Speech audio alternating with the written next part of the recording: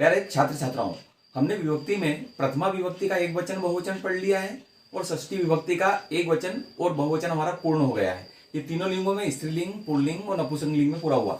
आइए अब हम द्वितीय विभक्ति में प्रवेश करते हैं। क्योंकि मैंने पिछले टर्न पे आपको ये कहा था कि मैं नेक्स्ट टर्न से तृतीय विभक्ति पढ़ाऊंगा, परंतु अगर अपन द्वितीय पढ़ते हैं तो क्रमबद्ध तरीके से पूरी विभक्तियां अपनी समाप्त होगी। इसके लिए आइए अपन द्वितीय विभक्ति का अध्ययन करते हैं। उसके पहले हम इस चार्ट को देखते हैं जहां कर्ता ने कर्म को करण से के द्वारा संप्रदान के लिए अपादान से संबंध काके की अधिकरण में पर और संबोधन जो होता है उसमें हे हो अरे आता है, परंतु बच्चा इसको याद कर लेता है परंतु ये है क्या, ये चीज समझ में नहीं आती है। तो कर्ता के साथ जो ने कारक चिन्ह जुड़ता है, जैसे मैंने रोटी खाई, मैंने पढ़ाई की, ये मैंने आपको समझाने का प्रयास किया। और संबंध में जो काके की है, मेरे मामा, मेरे काका, राजा दशरथ की बहू, अयोध्या की प्रजा, इस प्रकार से जो काके की से संबंध जोड़ा वह भी शायद आप लोगों को बोधगम्य हुआ होगा। आज हम कर्म कारण पढ़ेंगे। ये जो कर्म कारक है, इस कर्म कारक का जो कारक चिन्ह होता है उसे को कहते हैं।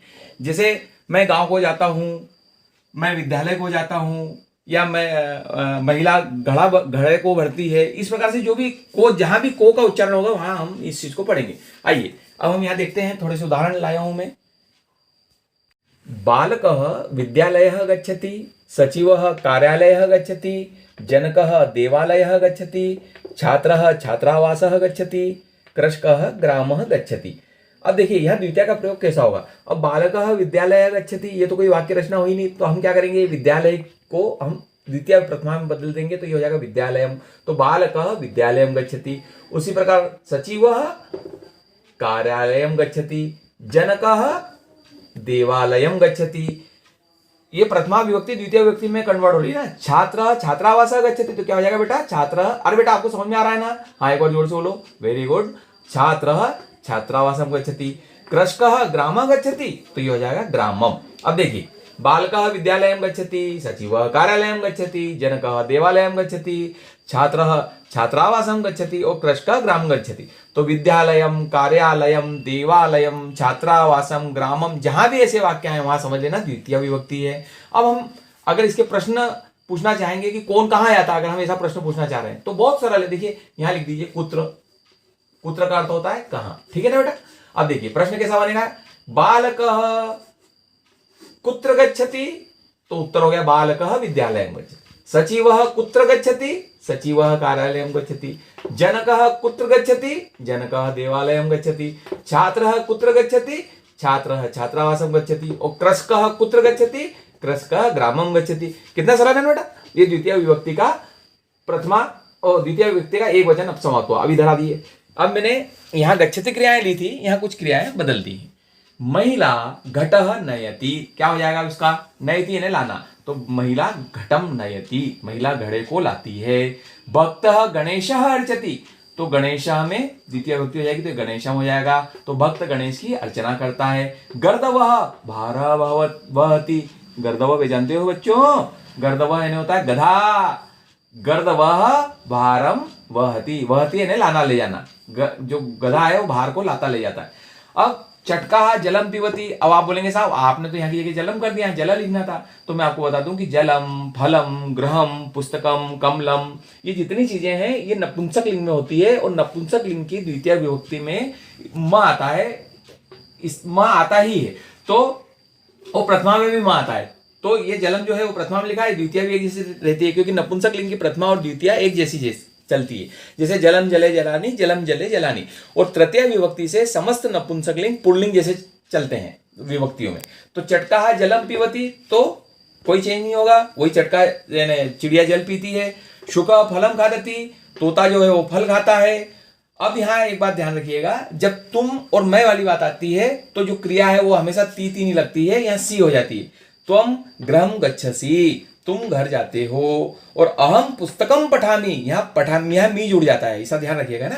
तो मैं पुस्तक को पढ़ता हूं। जब हम लकार पढ़ेंगे तब मैं आपको ये चीजें और अच्छे से बताऊंगा, परंतु ये ध्यान रखिएगा कि त्वम के साथ ऐसा नहीं हो सकता कि त्वम गृहं गच्छति नहीं होगा, हमेशा होगा त्वम गृहं गच्छसि, तुम घर जाते हो। और अहम पुस्तकम पठति नहीं होगा, अहम पुस्तकम पठामी होगा। इसके बारे में अपन और विस्तार से चर्चा करेंगे। अभी हमारा जो फोकस है वो द्वितीय विभक्ति है।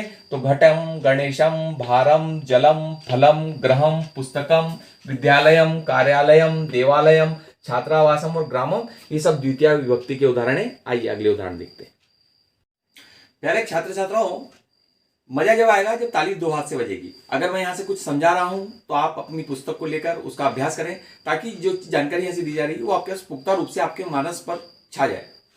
हमने अभी द्वितीय विभक्ति के एक वचन के उदाहरण देखे। अब हम द्वितीय विभक्ति के एक वचन और बहुवचन के उदाहरण देखेंगे और इसको बड़ी तल्लीनता के साथ आप अभ्यास करें। आइए, यहां भी वही लिखा है, एषः श्लोकः।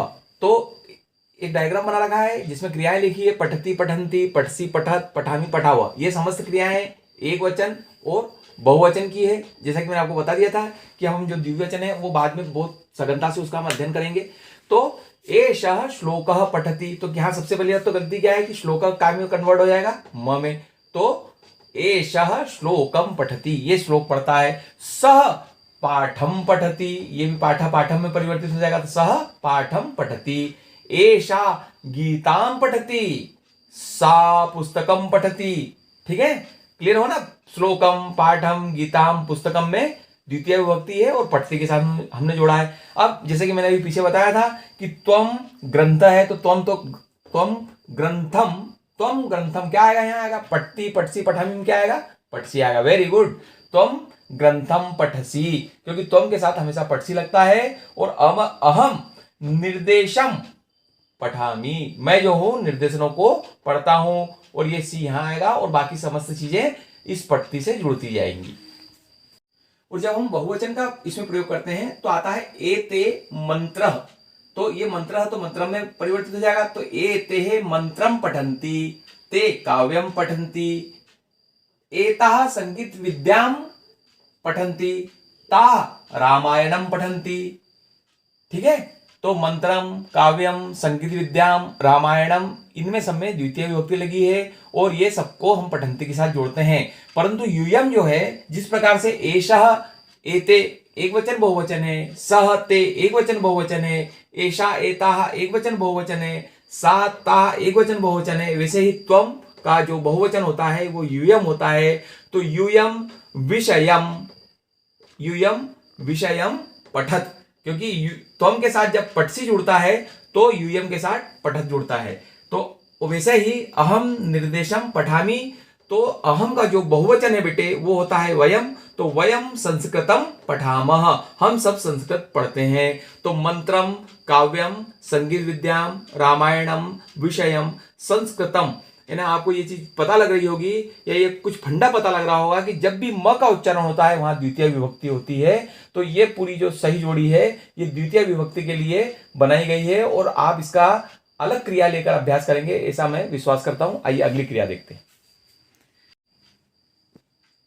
प्यारे छात्र छात्राओं, अभी हमने पठती क्रिया का जिस प्रकार प्रयोग किया है वैसे ही हम प्रच्छति का भी प्रयोग करेंगे। तो प्रच्छति, प्रच्छन्ति, प्रच्छसी, प्रच्छत, प्रच्छामी, प्रच्छाम, इस प्रकार से ये क्रियाओं का एक चार्ट है और इनकी जोड़ियां बनाना है। शः प्रश्नम पृच्छति, बालिका उत्तरम पृच्छति, अध्यापकः शिक्षकम पृच्छति, अध्यापक शिक्षक को पूछता है।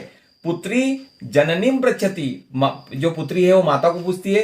परंतु त्वम कथाम पृच्छति नहीं आएगा बेटा, त्वम कथाम पृच्छसि, तुम कथा को पूछते हो, कथा के बारे में, कथा को पूछते हो। ठीक है ना। अहम श्लोकम पृच्छामि, मैं श्लोक को पूछता हूं। यानी समझ रहे हो उसके अर्थ को कि क्या है वो अर्थ। ठीक है, अब ये हो गया एक वचन का प्रयोग। अब हम बहुवचन का प्रयोग देखते हैं। तो ते जनानाम पृच्छन्ति, ठीक है ना, वे लोगों को पूछते हैं। ता पुस्तकानि पृच्छन्ति, वे पुस्तकों को पूछते हैं उनकी समस्या। अध्यापकः छात्रान् पृच्छति, अध्यापक जो है वो छात्रों से पूछते हैं। रुग्णाः वैद्यान् पृच्छन्ति, पर यूयम मार्गान पृच्छत आएगा क्योंकि त्वम के साथ पृच्छसी जुड़ता है और यूयम के साथ पृच्छत जुड़ते हैं। वे सब मार्ग के बारे में पूछते हैं, मार्ग को पूछते हैं। अहम श्लोकम पृच्छामि और वयम श्लोकान पृच्छामः, हम सभी श्लोक को पूछते हैं। ठीक है ना। आप सभी ने मुझे ध्यान देकर इतने गौर से सुना, इसके लिए धन्यवाद के पात्र हैं आप सभी। अगर किसी प्रकार की कोई समस्या आती है तो मैं मोबाइल पर, फोन पर और स्कूल में सदैव आपके साथ उपलब्ध रहूंगा। मेरी इच्छा रहेगी कि आप इनका अभ्यास घर पर बार बार करें ताकि यह स्थायी रूप से आपकी संपदा बन सके। सभी को नमो नमः।